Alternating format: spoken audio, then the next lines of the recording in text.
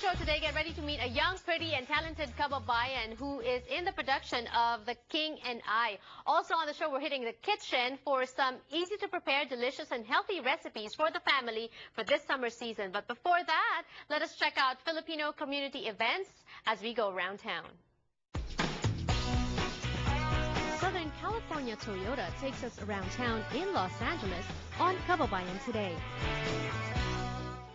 The Supreme Court decision on finding DOMA, or Defense of Marriage Act, unconstitutional was victory for the LGBTQ community and supporters of same-sex marriage who wasted no time in celebrating. I'm definitely elated. I'm very happy because 5 years ago, we were working very hard, tirelessly, to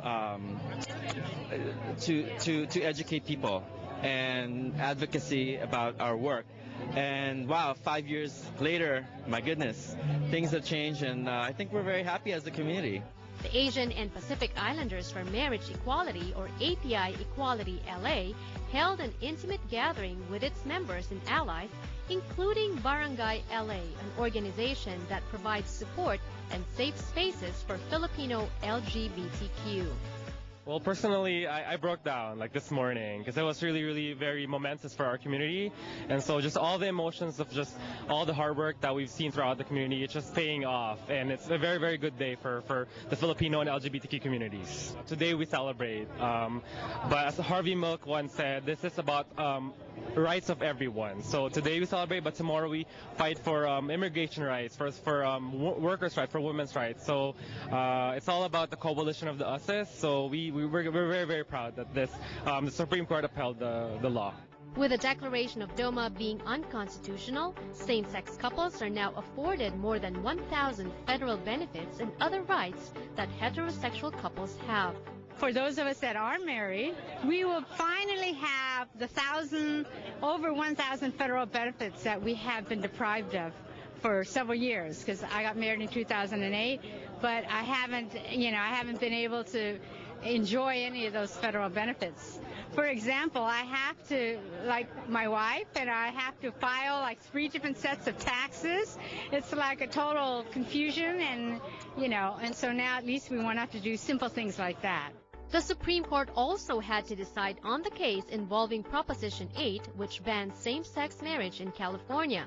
Lesbian couple Michelle Soliman and Genevieve Tan, who had a commitment ceremony last year and have been registered as domestic partners, celebrated along with other couples like them because now their union may be recognized, their marriage legalized. We've been together for a while. Our families are very much integrated with each other.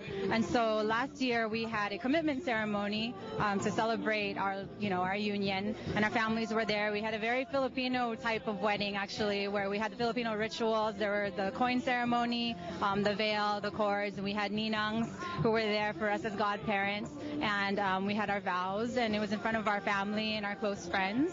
And so here we are today, celebrating with everybody here in California and the rest of the United States, just really excited to finally be able to have our marriage recognized. It's kind of a technicality, but it's a really big technicality that has huge personal implications for us. When we were registered as domestic partners, at first we thought, well, maybe it's just a matter of the name, but then we sort of stepped outside into reality, and then we kind of got hit with the weight of what it really means between a domestic partnership versus a marriage. What happened almost immediately is Michelle actually was unemployed for a little while, and I had to add her to my health insurance. And so what happened after that is we got hit with these incredible amount of taxes, these income taxes that we had to pay for health insurance that came out to almost $10,000 every year. So that was a really big difference between domestic partnership and marriage. And also, we had our commitment ceremony, and we would tell everybody that we were married, but even still they would ask, what do you mean you're married? It's not legal, right? It was really hard to explain to people that we didn't make the deadline, and it's like, we didn't make the deadline, but that was, we just barely met. We can't just get married, and there was just so much work to do, and so we pretty much just have to explain every time. But I think now we'll just smile and say we're married, and that's it. Christopher Villanueva, Filipino publisher of Danielle magazine for the community, also weighed in.